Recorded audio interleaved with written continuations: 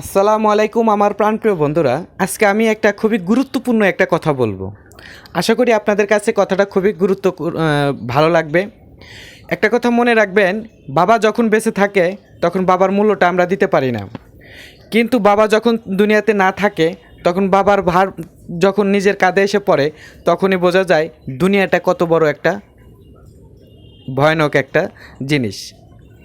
কারণ বাবা কতটা কষ্ট করে সন্তানদেরকে লালন পালন করেন, কিন্তু সেই বাবাকে আমরা কতজনে এখন পর্যন্ত বুঝতে পেরেছি? বাবার কষ্টটা কিন্তু আমরা কেউ কখনো বুঝতে পারি না।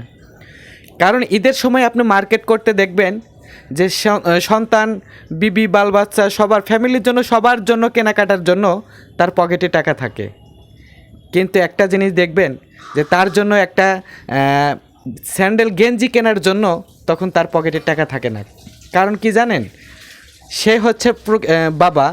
বাবা শুধু সন্তানদেরকে, ফ্যামিলিকে হ্যাপি রাখার জন্যই, সবাইকে ভালো রাখার জন্য সে কঠোর পরিশ্রম করে, কিন্তু বাবার কষ্টটুকু কতজনে না বোঝে।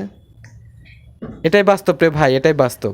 তাই বাস্তব জিনিসটা হচ্ছে, তাই আসুন আমরা সবাই বাবাকে সম্মানের জায়গায় রাখি, সম্মান করে যেন বাবাকে যতদিন বেঁচে থাকবো বাবার সমস্ত কিছু যেন কষ্ট দুঃখ সব কিছু ভাগ করে নেওয়ার চেষ্টা করবো ইনশাল্লাহ। কারণ আপনিও তো একদিন বাবা হবেন, ঠিক কি না ভাই? তো চলে আসুন প্রিয় বন্ধুরা, সবাই সুস্থ থাকবেন, ভালো থাকবেন। আল্লাহ হাফেজ।